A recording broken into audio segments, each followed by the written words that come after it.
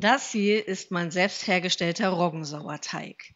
Eigens geführt mit ganz viel Aroma, denn das ist der Vorteil von selbst hergestellten Sauerteigen. Jetzt sagte mir Heldenpilz aber: Emma, probier mal unseren aus. Der ist 50 Jahre und von einem Traditionsbäcker geführt. Da war ich natürlich neugierig, denn industrielle Sauerteige werden oft mit einer gezielten, sehr eng begrenzten Mikrobenkultur hergestellt, meist nur 1 bis 2 dominante Milchsäurebakterienstämme, eventuell etwas Hefe. Das hat also gar keine Tiefe. Deswegen gekaufter Sauerteig, den kann man im Notfall mal nehmen, aber der ist tatsächlich nicht so lecker als der selbst hergestellte. Deswegen war ich sehr neugierig, wie sich das mit diesem vom Traditionsbäcker verhält. Also habe ich erstmal geschaut. So auf den ersten Blick sah er recht hell aus, aber wir füllen ihn erstmal um.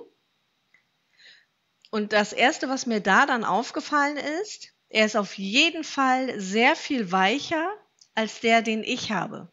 Ich habe ja meinen eher so waffelteigartig, vielleicht so ein bisschen fester noch.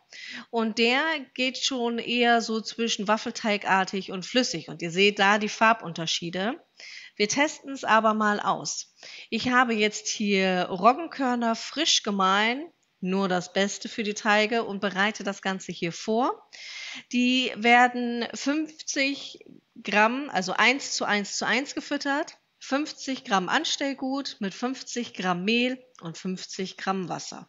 Das ist so immer die beste Ratio. Es gibt auch verschiedene andere, es kommt immer drauf an, was man möchte. Aber so jetzt zum Auffrischen ist das wirklich optimal. Und beim Wasser könnt ihr einfach direkt etwas aus der Leitung verwenden.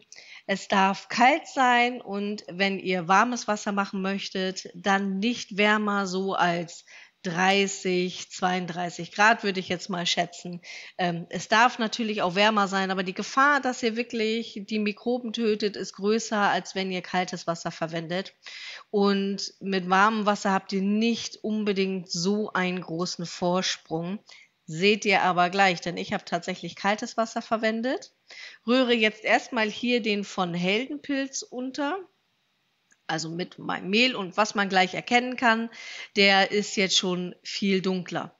Und bei mir, mein Sauerteig, der wird häufig durch verschiedene Roggenmehle gefüttert. Und zwar zum Beispiel Waldstaudenroggen ist mit dabei. Und daher kann es tatsächlich durchaus sein, dass meiner dunkler ist als normaler Roggensauerteig.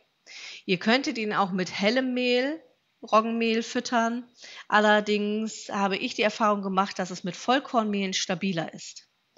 Und noch so ein kleiner Tipp: Es gibt ja einige, bei denen einfach ein Sauerteig nicht gelingt. Die tun wirklich alles, was sie können, aber es klappt irgendwie nicht. Und ich habe ja schon ganz viele Videos gezeigt, wie es ganz einfach gelingt, worauf ihr achten müsst. Aber für den Fall, dass ihr zu denjenigen gehört, die einfach kurz vorm Verzweifeln seid, dann finde ich, ist generell ein gekaufter Sauerteig eine gute Alternative. Den könnt ihr danach ja weiter füttern und ihn dann so herstellen, dass er dann wieder mehr Aroma bekommt. Und ich wollte das, wie gesagt, jetzt hier mal mit dem von Heldenpilz testen. Übrigens vom Geschmack her vor der Fütterung. Meiner schmeckte sehr säuerlich und so ein bisschen nach Brot, also als hätte ich da Brot untergemischt. Und beim Heldenpilz, der war sowohl säuerlich als auch süß. Das war total interessant vom Geschmack her. Die beiden sind jetzt hier erst einmal vermischt, und damit ich die auch nicht später verwechsel, werde ich die noch mal kurz beschriften. Das hier ist einfach jetzt die Nummer 1, weil es links ist, dann hier noch mal eben eine 2.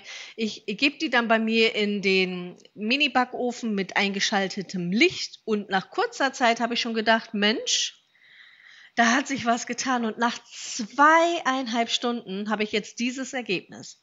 Bei mir haben sich schon Bläschen entwickelt, der wird jetzt noch so 1,5 Stunden brauchen, dann ist der verdoppelt. Aber schaut mal, nach 2,5 Stunden, der vom Traditionsbäcker, muss ich ehrlich gestehen, hat klar gewonnen. Ich hoffe, euch hat das Video gefallen und dass wir uns in diesen wiedersehen. Ich sende euch liebe Grüße, eure Emma.